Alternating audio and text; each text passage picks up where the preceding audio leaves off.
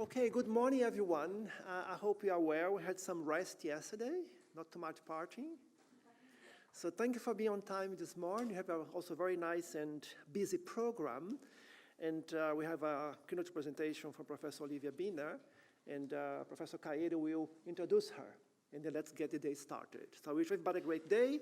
Please remember we have a workshop session at 11:10. And we also have the visit to the posters as well this morning. So please make sure you go to the posters to ask questions, and so people who are doing the posters there, they can interact with all of us. And then we meet again after the lunch break for the final session. So I wish everybody a great day. Let's make most of it. Over to you, Sandra. So good morning, everyone. You know how demanding is Lisbon at night, so maybe it explains that people are just taking their breakfast later today. Okay, so I will give a brief presentation of Professor Olivia Bina. Olivia Bina is a senior researcher at the Institute of Social Science of the University of Lisbon in Portugal and fellow of the World Academy of Arts and Science.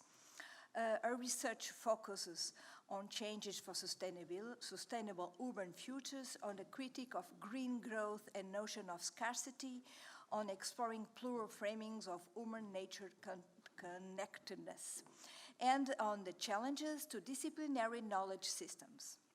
She worked through the length of ecological economics, environment governance, sustainable futures, and transition or transformation theories. Thank you. The general idea is to assist in the search of worldviews and pathways that can balance our dependencies on every smarter growth and technology with the rediscovery of the unlimited potential of living systems. She holds a bachelor in political science from Universidade degli Studi di Milano, a master in environment and development, and a PhD in geography, both at University of Cambridge in England, and a master's in landscape agriculture at Universidade di Cagliari. Oh, not so good.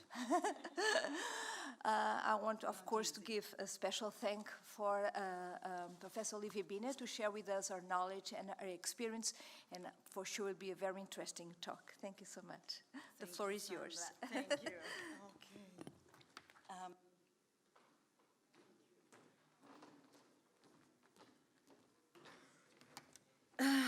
So, good morning. Sandra, thank you for that very kind introduction. And thank you very much for the invitation. It's a pleasure to share one's research journey, and in this case, probably one's provocations to oneself and hopefully to the community that I belong of academic endeavors. I chose this title and then I agonized deeply. One does these things. So I would like to say one thing before I start, which is that this is not my area of expertise as such. The reason I have been invited and to discuss about academia, the future, and its contribution to sustainability is that I practice, or I try to practice some of this in my career. And over 30 years, I have to confess, these are the areas that I have worked on the most. At the center, the relationship between humans and nature, being a geographer amongst other things, has been always central. And it is really interdisciplinarity that has brought me to the question of the role of academia in sustainable development. That is where I started, because I am essentially an undisciplined scholar. And the questions I asked can never fit into one nice area. So this is an important premise, because what I will share is a journey and an exploration. Certainly, I do not stand here with absolute certainties. I would like to say something about the challenges and the need to change our relationship to humans and nature, the so-called relationship, there in brackets for a reason. Then I'd like to say something about how we might be part of the problem, we as the community of academia, and how we might then embrace what could be called a life turn in our next endeavors. So the human-nature relationship. Increasingly, human conceptions of human nature relationships and the epistemologies and paradigms that underpin them are seen as essential lens through which to understand the multiple crises that I'm sure you've been discussing a lot yesterday. We probably are all quite familiar with this graph. What I think is important to think about when looking at it and its demonstration of the effects of the multiple crises on our planet is that they're not, the expression planetary boundaries allows us to forget that the planet is a living system and functions as such, according to, amongst other things, the Gaia hypothesis. So Earth is a living planet, and the consequences are impossible to predict as a result. So we can try to plan these boundaries, but we are in the realm of significant uncertainty. The multiple crises ultimately, and this is one of the arguments that I'd like to support, because it's been made by many, but is that all these crises have underpinning them the complicated relationship or lack of a relationship that humans have with nature. Of the many, many crises, I'd like to note the disastrous performance that we have against objectives to protect biodiversity. This is the data from WWF from last year. Now, transformation of human-nature relationships has become a theme in and of itself. They are increasingly understood, so the need to change, to respond to the crises, to resolve them possibly, is increasingly understood as requiring a rethink of the human-nature relationships. The separation between humans and nature is normally associated with a dominant Western frame and is viewed as the primary driver behind the global environmental crisis. And my argument, and together with a lot of other people, is that it's actually the primary driver, possibly of the entire set of multiple crises or polycrises that we are living through. And indeed, United Nations Environment Programme published in 2021, I believe, a report titled Making Peace with Nature, which sort of testifies to this need to revisit that, let's say, difficult relationship, but mainly lack of relationship. And an interesting article titled Tackling the Climate, Biodiversity and Pollution Emergencies by Making Peace with Nature 50 years after the Stockholm Stockholm Conference of 1972 makes the point rather explicit. So they say society is struggling to achieve the SDGs because it has failed to redress the root causes of the problems underpinning them. The world needs to turn its attention to transforming humankind's relationship with nature, which means, according to their study, which is also reflected in the UNEP report, it means addressing development, environment, economic and financing systems, population growth, and inequities together, and hence the challenge about our disciplinary boundaries that I'll talk about. So in terms of transitions, which is part of your remit for this conference, and change, what kind of change and what kind of target for a transition would we think or recommend?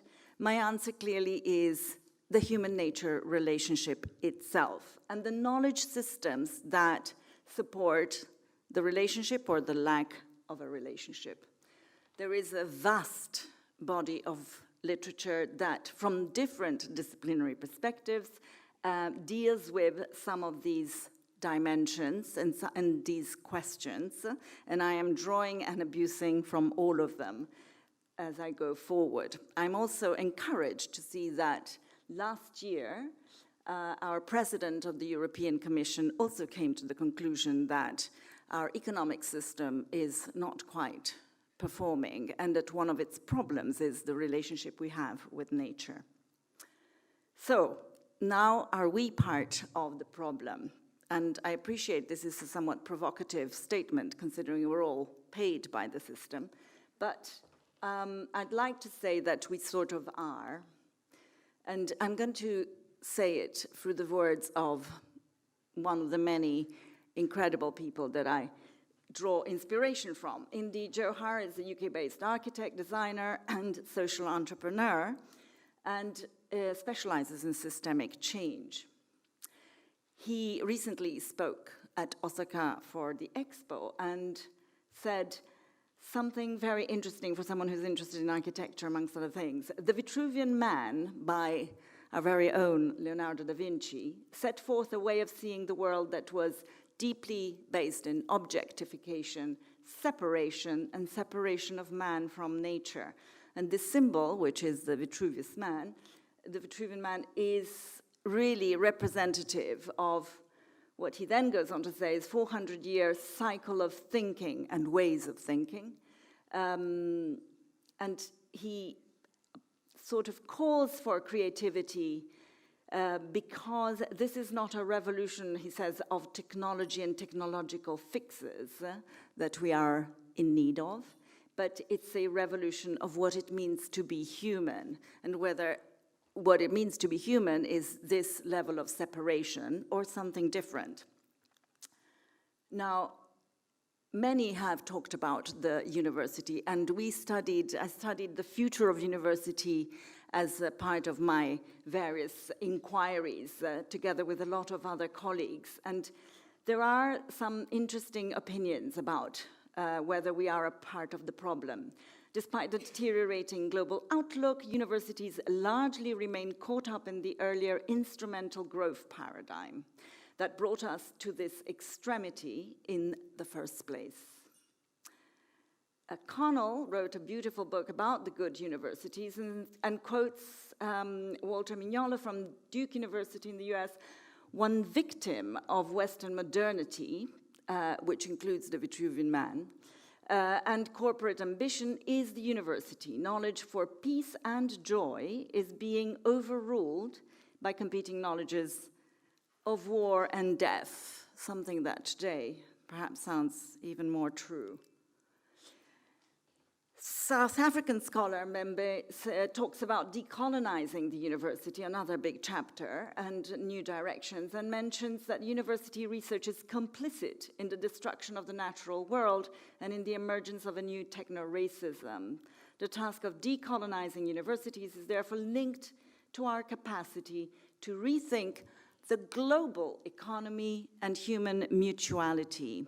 And here it allows me to make a final link in setting out that we may be part of the problem, but fortunately, we can definitely be part of the solution. And that is the link between the difficult or broken or non-existent relationship between humans and nature from the Western perspective, which is, however, dominating, and systems of knowledge that reproduce that fraud relationship, but also the economic dominant system, which has been defined famously during the financial crisis, the latest one, as the tutor of governments. So just to point out to the influence of this particular discipline as well as sector. Schumacher, which I hope you have come across, Ernst Schumacher, Small is Beautiful, in 1974 wrote, "If Western civilization is in a state of permanent crisis, it is not far-fetched to suggest that there may be something wrong with its education. Mankind is in mortal danger, not because we are short of scientific or technological know-how," which is exactly what Indy Johar said this year, "but because we tend to use it destructively without wisdom. And wisdom, of course, speaks to ways of knowing, systems of knowledge, and what is in and what is out, what is legitimate, what is excluded. Now, the reason why I'm here, I suspect, is this. Intrepid was a cost action. It was funded by the European Union, and I devoted 4 years discussing with many colleagues from 32 countries science policy and funding in relationship to interdisciplinarity and transdisciplinarity. Intrepid eventually led to this question: are we part of the problem? And we published a special issue eventually about what we thought is the answer to that question. And what I will do now in the remaining time I have is discuss from this journey, set of priorities, some ideas as to how we might contribute to all of life, and therefore to revisit that thought relationship that I have argued is at the heart and underpins so much of the problems we have. This set of 6 priorities, as we've called them, was a way to capture the broad insights of how the future of universities has been discussed over, I think, roughly 15 years and across roughly 60 documents between policy and academic documents, as well as a set of workshops and discussions that we had within the cost action Intrepid. I'm not going to be able to go around the whole circle, but it doesn't matter because this circle is inspired by the systems change ideas of Donella Meadows linked to leverage points. I'll discuss them briefly. And so the first and the second point are the most important to share today.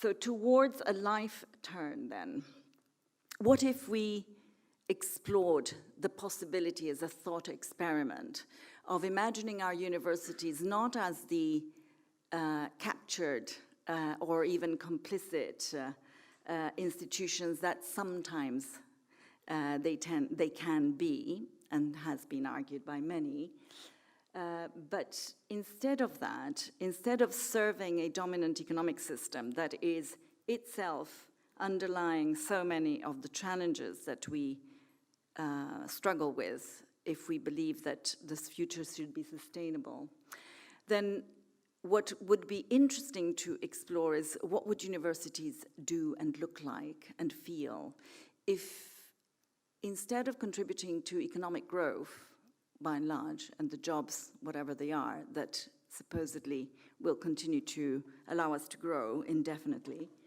instead of that, we actually focused on what I would argue with a lot of other people matters the most, which is life. And if we want to revisit the human-nature relationship, then the argument is that it's not our life as humans, but it is all of life because of the deeply entangled reality we live in. So I use the term life in general to refer to the a synthesis term, if you want, to refer to all human and other than human life and its supporting systems, including that reference to the planetary boundaries that we saw and the living Earth idea. Why then a life turn in education? Well, there is abundant need to reimagine education from the combined realization of, one, that anthropocentrism is at the base of what has been called the Capitalocene by Moore and others, and it relates to the Anthropocene in interesting ways. The second point is that, as I've touched upon it, there is an idea in Western science, it's called the Gaia hypothesis. In other ways of knowing, it's called Mother Nature or Pachamama or many other terms that I can't pronounce and I'm ignorant of.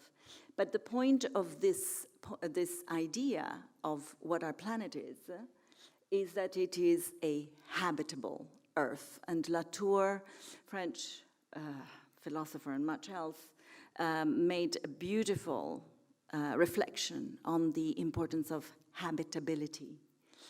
So the Gaia hypothesis that comes from Lovelock and Margulis in 1974, just like Schumacher, has challenged the dominant Western cosmology, shifting our attention from infinite universes to the realization that Earth is a unique home capable of supporting life.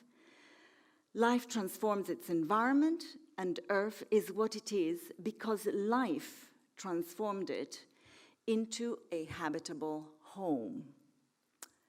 So these two understandings, on the one hand, the anthropocentrism linked to Capitalocene and the Anthropocene, are intimately connected. The first points to what is happening, the Anthropocene, and potentially why the anthropocentrism and Capitalocene, our economic model. And the second, the Gaia hypothesis, or Pachamama, or many other terms, as I said, provides a rich story about why it matters that we should care for all of life on Earth. And just to close on that, as has been beautifully and elegantly argued here, we are going to face a great transformation, a la Polanyi, as has been argued, but it's either going to be by design or by disaster. So I think that, again, our institutions and our world has much to contribute to make sure it's by design. Now, there's also a huge agenda, which is the Education for Sustainable Development, which was led by UNESCO since 1992. It's been a tremendous and powerful agenda, but it has struggled. In 2014, after the decade dedicated to ESD, the conclusions were encouraging in parts, but ultimately much still needed to be done. And if you look at the progress of the SDG 4, I'm afraid that the news are not brilliant. It's either static or declining. So the idea now is to strengthen that urgency and that agenda by combining it with the argument that I've laid out here about the human-nature relationship. So what we thought in terms of how can we reimagine ourselves and how can we do better, or at least not be part of the problem, one of the things that is clear is that we need to become, or to return to be, a place of questioning and exposure.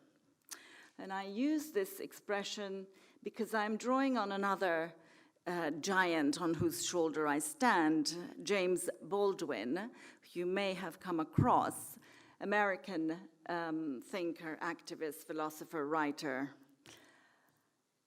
James Baldwin said, not everything that is faced can be changed, but nothing can be changed unless and until it is faced. And I use this almost every lecture since I've come across this statement. It beautifully captures the need to speak out on various things that are not visible or not visible enough. Some of the things that I think we should question and expose are the frames of reference, or what Schumacher called the convictions in 1974. The endless literatures that tell us about the reductionism that came from the Vitruvian Man and our scientific revolution, but that has served us both extremely well and now is becoming part of the problem in its, not in its nature, but in the way it is being considered as the only way of knowing. It is considered by Sardar as a futurist, as dangerously obsolete and a dying anachronism. Scholar Gilbert, educationist. Myths of value, neutral science, and core concepts of progress, modernity, and efficiency are part of the problem, as well as values and biases that are not made visible. The normative underpinnings of predominant science and of political narratives that motivate unsustainability remain far too undiscussed and invisible. And organizational issues, the neoliberal agendas of some of our institutions, the globalization, the rankings, the funding, the time, and the lack of it, the disciplinary power structures, all this needs to be faced. I'm going to draw from another giant, this time a Brazilian, so prominent and influential indigenous leader, thinker, and environmentalist, Ayrton Krenak. He was recently invited to Paris, and it was both beautiful and painful to listen to him. This is an extraordinary man, and I recommend highly that you listen to what he has to say. But he speaks far more beautifully than I can ever do. He says, we are earth eaters, eaters of earth. He reminds us that when we landed in the Amazon, this is also to honor Salgado, a great photographer who just left us. When we saw the Amazon, all we could think of and understand is it's an empty space. And we did that in many other places, but the Amazon was notable. Empty, vazio. He talks about the need not to talk about biodiversity, but to talk about the diversity of life. Again, to try and recover that broken relationship. He talks about a monocultura da mente, the monoculture of mind, yeah, which speaks to those reductionist agendas that we still hold so dearly. And he invites us to open up the other worldviews, a beautiful word that the Germans know best how to translate, to other narratives of the world that are not so exclusionary and exclusive. I kept the Portuguese because it is infinitely better. Make them visible then. Make the worldviews visible entails accepting that they exist. And I tell you, I have spent a lot of time in the economics field. It is hard. It is still hard. And creating the space in our classrooms to discuss in depth their direct and indirect implications. Let us power that muscle of reflection. That could lead to explore new questions before we run into the anxiety of framing possible choices, responses, and eventually solutions. That, too, would enable sustainable futures to arise. Anthropocentrism, human exceptionalism, human nature non-relationship, and dominant economic models that build heavily on all of the above. How about making them unthinkable? And here, may I draw on Donna Haraway's amazing point she makes. She says, what happens when human exceptionalism and bounded individualism, those old saw of Western philosophy and political economics, become unthinkable in the best sciences, whether natural or social? Seriously unthinkable. That is, not available to think with. Imagine that. Imagine your next class with that in mind. What would it look and feel like? So this needs to change. And we have all the knowledge, the technology, the innovation, the imagination that we need to get there. But we need to want it. And to want it, we need to face some of those obstacles. I always loved this drawing because having spent so much on interdisciplinarity. So ways of knowing, our tendency to go from point A to B, when the beauty of the home we have the privilege of inhabiting is everything but linear. And that's what keeps us alive. And we should reflect on that. So let me stand on someone else's shoulder. There's a bit of a forest here. Stefano Mancuso. So now I turn to an Italian biologist, botanist, plant neurologist, plant neurobiologist and author, renowned for his groundbreaking work on plant intelligence. I particularly like his work of fiction. Mancuso is extremely versed in telling us why plants matter immensely to this that we call Earth. And basically, without them, we wouldn't be here. The problem, he says, I'm going to skip this, sorry, is that we know nothing about them, or almost nothing about them. And he speaks from a place of knowledge. So, what he did is he did something beautiful. He wrote a book imagining what if there was a nation of plants. And he gives us the answer to many of the problems that I've pointed by writing a book and a story to tell us about the wisdom of the plant kingdom. And he writes it as a constitution of the nation of plants in 8 beautiful articles, which, if you have students that need to learn about sustainable development in a poetic way, you can give them this book, because it's a beautiful summary of everything that we have learned. But what is crucial, in my view, is from the lens, perspectives, and the understandings of plants. So, when we say that we need other worldviews, other wisdom traditions, other perspectives, other voices, it's not impossible to bring plants in our conversations. So now let me turn to the second priority of that journey that we pointed to. That stands on someone else's shoulders. I've used her many, many times. Donella Meadows' work on leverage points. Donella Meadows, who was one of the lead authors of, or the lead author of Limits to Growth, perhaps the most influential futurist study from the last century.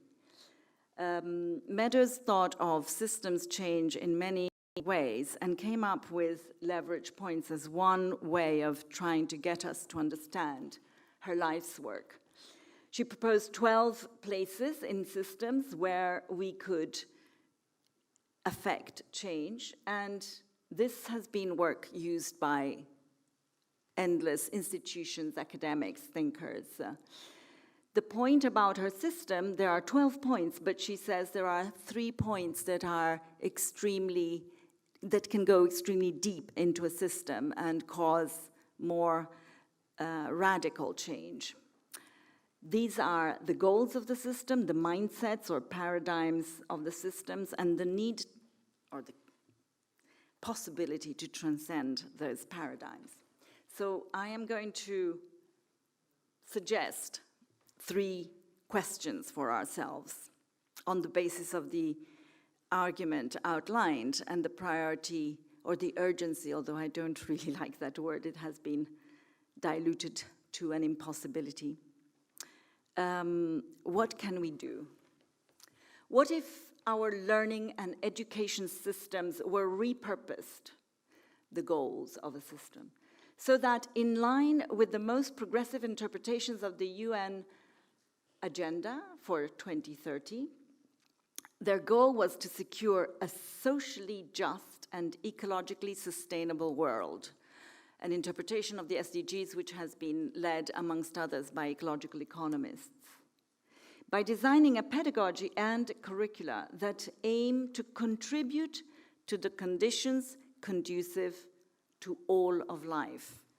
An echo of Benio's work, who wrote an important book on biomimicry quite a few decades ago now, and who refers to life as a system conducive to life. This would be goal 3. Now to the next level of leverage. What if this repurposing was inspired by a mindset and paradigm that foreground the notion that our beautiful world works thanks to its aliveness, a term that I draw from Weber's work, ensuring that learning is first and foremost about an understanding and a celebration of all life, letting go of the reductionist lens of human exceptionalism.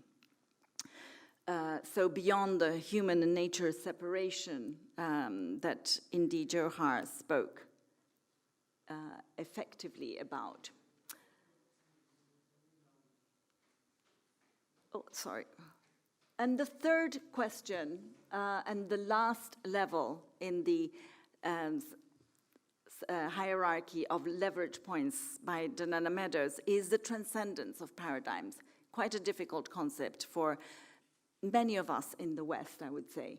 What if this repurposing was inspired by a mindset? Oh, sorry. Did I lose?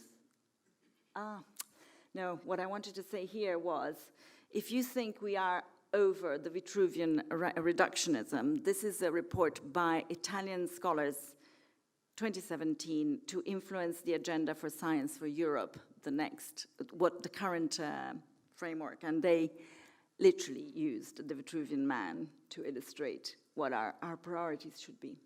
So the third question, what if the overriding ethos of such learning institutions was radical humility through the embracing of plural ways of knowing, where the best of epistemologies from the global south meet with the best of Western science to help us frame new meanings, new narratives, new words, a space where, in Meadows' own words, we learn to keep ourselves unattached in the arena of paradigms, to stay flexible, to realize that no paradigm is true, that everyone, including the one that sweetly shapes your own worldview, is a tremendously limited understanding of an immense and amazing universe. That would be transcending paradigms. And I think Krenak's talk that I very briefly touched upon beautifully illustrates that. We are out of time, and therefore this is going to be my last slide. Krenak also talked about, he closed his talk, which was not very uplifting in some ways, by saying that he is encouraged by the idea of an earth pedagogy, the possibility of coming back to earth, the possibility of abandoning this obsession that we apparently have to go to Mars, or that we have been offered as a future sustainable.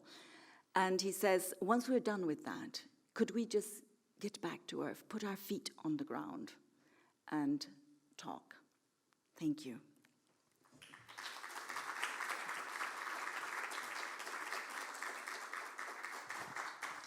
Thank you so much for inspiring and make us think and lose time, I guess. But it will be important to have some time still for questions. Who want to make some questions? Maybe you are just embraced in the earth pedagogy, but we still have time for questions. May I ask you one? Of course. Because you finish with this earth pedagogy. You told us that indeed institutions, higher education institutions should change their mindsets, their paradigms, and using this earth pedagogy. And we have been talking about this for the last, I don't know, maybe 10, 20, 30 years. And even yesterday, someone said that universities are still a long way ahead of using these more transformative processes. So what could we need to do in practice to put these pedagogies in practice? Because, and I think for that we need maybe to change or the governance of the institutions or even the teachers, because I think at the research level, there are things that are going on, but in the classes, they are not. So what do you think what advices could you give to the scholars, to all of us as teachers, as researchers, to really put this in practice? And it's a question I know that we've been asking in the last years, but yes.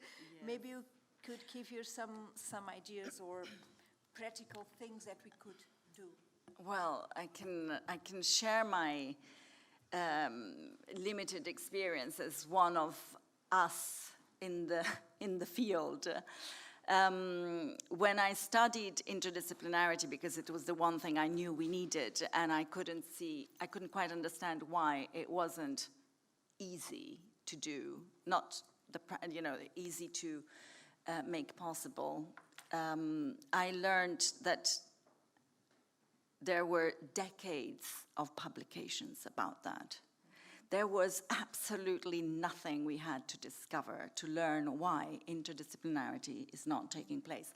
And I'm not answering your question, but the reason why I'm talking about interdisciplinarity is that I think nobody can deal with sustainable anything without crossing disciplinary boundaries. And that is a suicide today in academia. If you are young, I have to almost say don't do it, which of course I can't, because I believe deeply and profoundly that we need to do that. But I would have to warn a young scholar that that is a dangerous and difficult path. And it is a very, very sad thing to have to say in this day and age, and it still is. And that is the same point about sustainability. So sustainability being underpinned by interdisciplinarity, the whole setup still belongs to what Indy Johar said is a 400-year cycle that is coming, he hopes or thinks or believes, to an end. It's finding it hard to die, and in the meantime, we do have a great difficulty, thanks to partly our strength, of course, because our disciplines have served us immensely well, at least in the rich world, at least in the West, for what we thought were acceptable goals. But we are locked in as systems change tells us. We have too strong path dependency to fight against. So I feel that I have not managed in my own field and institute to win that battle enough. But I do take every opportunity that I have with students to say the things that I have offered here and shared, to point to those fundamental questions and troubling worldviews, to make things visible so that they might one day be changed, as James Baldwin told us so many years ago. But I don't have another solution rather than to be yourself individually as good a scholar as possible in relation to the issues that we know are absolutely in need to be practiced, understood and practiced now. But we see a lot of resistance, I think, even with what we know about climate change, what we know about biodiversity, what we know even of the problem of growth, because there is all that which we didn't discuss, at least I didn't touch upon, except for inequality. But the tragic truth is that above and beyond a certain point, what we label as economic growth, which is largely understood as GDP growth, has increasingly perverse effects, not only in the other part of the existence that we belong to, nature, but also in our human societies. So, we've got our job cut out. Just one short question, because we need to move to the parallel sessions, but... Thank you so much for your presentation. It was very, very interesting and inspiring. I am Vasiliki Koupi from the University of Leeds. I just wanted to say that throughout your presentation, I realized that you implicitly refer to the power of language because you used language in its original state. What do you think is the importance of language in sustainability, considering that sustainability has become a bit of an empty word and exclusive to academia and not able to engage the community in light of indigenous languages, for example, that carry a lot of meaning about the human-nature relationship? Thank you. Thank you. Yes, we wrote a book for Intrepid about interdisciplinarity, and there is a chapter by philosophers. I gave them the title, it's Words Matter. They wrote the chapter, though. But I do believe that language is immensely powerful.